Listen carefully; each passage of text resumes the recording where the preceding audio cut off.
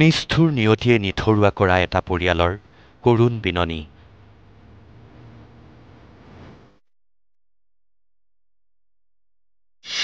মাতৃৰ চিকিৎসা কৰাবলৈ গৈ হায়দৰাবাদত মৃত্যু একমাত্ৰ পুত্ৰৰ।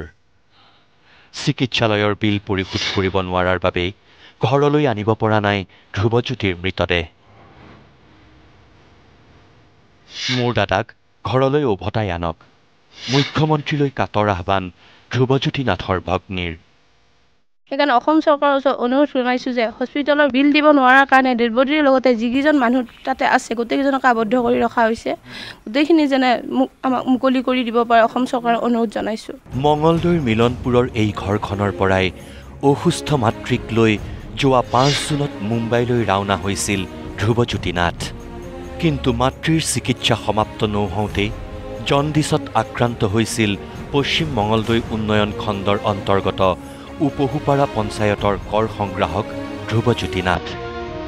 ২৪ জুলাইত অসুস্থ ধ্ৰুৱজ্যোতিক লগে লগে ভৰ্তি কৰোৱা হৈছিল হায়দৰাবাদৰ AIG হাস্পতালত।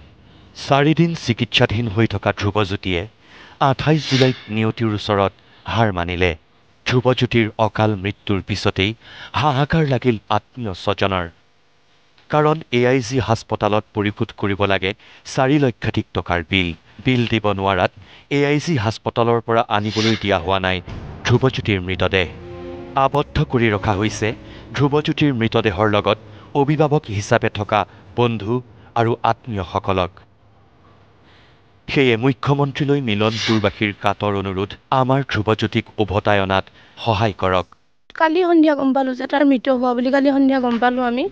কিন্তু এতিয়া হস্পিটেলৰ যিখিনি বিল হৈছে আমি বিলখিনি কোনোপধ্যে পৰিশোধ কৰিব পৰা নাই, যিহেতু পৰিয়ালৰ উপাৰ্জনকাৰী একমাত্ৰ তেওঁৱে আছিলে আৰু যিখিনি আমাৰ আছিলে পইচাৰ মাৰ ট্ৰিটমেণ্টত গোটেইখিনি শেষ হৈ গৈছে। আৰু এতিয়া লগত তাৰ হস্পিটেলৰ বিলটো আৰু যিখিনি আমাৰ অসমলৈ অনাৰ ব্যৱস্থা, অসমলৈ তাক আমাৰ ঘৰখনলৈ তাক আনিব লাগে তাৰ ডেড বডিটো। এতিয়া আমাৰ স্থানীয়ভাৱে আমাৰ কৰিব পৰা কোনো সমৰ্থন নাই, যিহেতু আমাৰ এইখিনি গোটেইখিনি মানুহে পেঞ্চনাৰ মানুহ, গতিকে ৪-৫ লাখ টকা আমাৰ ইয়াৰ পৰা দিয়াটো সম্ভৱ নহয়। গতিকে অসম চৰকাৰ মাননীয় মুখ্যমন্ত্ৰী মহোদয়ক এটাই আহ্বান জনাম যে এই দুৰ্ভগীয়া পৰিয়ালটো, যিহেতু আগে পিছে কোনো নাই, দুজনে পৰিয়াল, ল'ৰাটো ঢুকাই থাকিলে, গতিকে ল'ৰাটোৰ আনাৰ ব্যৱস্থা কৰি দিব লাগে। ইতিমধ্যে মুম্বাইৰ অসম হাউচত থকা ধ্ৰুৱজ্যোতিৰ মাতৃ ভোগেশ্বৰী নাথক অসমলৈ উভতাই আনিবলৈ মঙলদৈৰ মিলনপুৰৰ ৰাইজে নিজাববীয়াকৈ প্ৰচেষ্টা হাতত লৈছে। কিন্তু ৰাইজৰ চিন্তা ধ্ৰুৱজ্যোতি নাথৰ নিথৰ শৰীৰটোক লৈহে। দেওবাৰে মৃত্যু হোৱা যুৱকজনৰ মৃতদেহটো হায়দৰাবাদতেই পৰি ৰ'ব নেকি? আৰু আপোনালোকে জানে ব্যক্তিগত হস্পিটেল মানে হৈছে টকা পইচাৰ মামলা। এই হস্পিটেলখনত নিয়াৰ লগে লগে তেওঁক ভৰ্তি কৰালে, ভৰ্তি কৰাৰ পিছত এতিয়া লাহে লাহে মানুহজনৰ সেই চিকিৎসাৰ নামত ব্যয় যায় ৪-৫ লাখ টকা হৈ গ'ল। কিন্তু দুৰ্ভাগ্যবশতঃ এই যুৱকজন ধ্ৰুৱনাথ মৃত্যুবৰণ কৰিবলগীয়া হ'ল, যাৰ ফলত এতিয়া ধ্ৰুৱনাথৰ ডেড বডি আনিবৰ কাৰণে হস্পিটেলৰ পৰা মুকলি কৰিবলৈ সেই বিল পৰিশোধ কৰিব লাগিব। উল্লেখযোগ্য যে কিছু বছৰৰ পূৰ্বে ধনৰ অভাৱৰ বাবেই ধ্ৰুৱজ্যোতি নাথে হেৰুৱাইছিল পিতৃকো।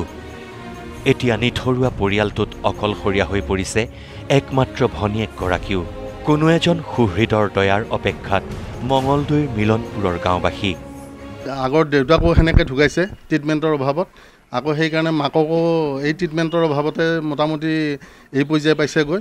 গতিকে অসম চৰকাৰক বাৰে বাৰে আমি এটা অনুৰোধ, ৰাইজৰ ফালৰ পৰা আমি অনুৰোধ জনাইছোঁ যাতে এই ল'ৰাজনক আমাৰ ইয়াতে আনি দিয়ে। কেমেৰা পাৰ্চন ধৰ্মৰ সৈতে দৰঙৰ পৰা হেমন্ত কুমাৰ বৰুৱা, নিউজ লাইভ।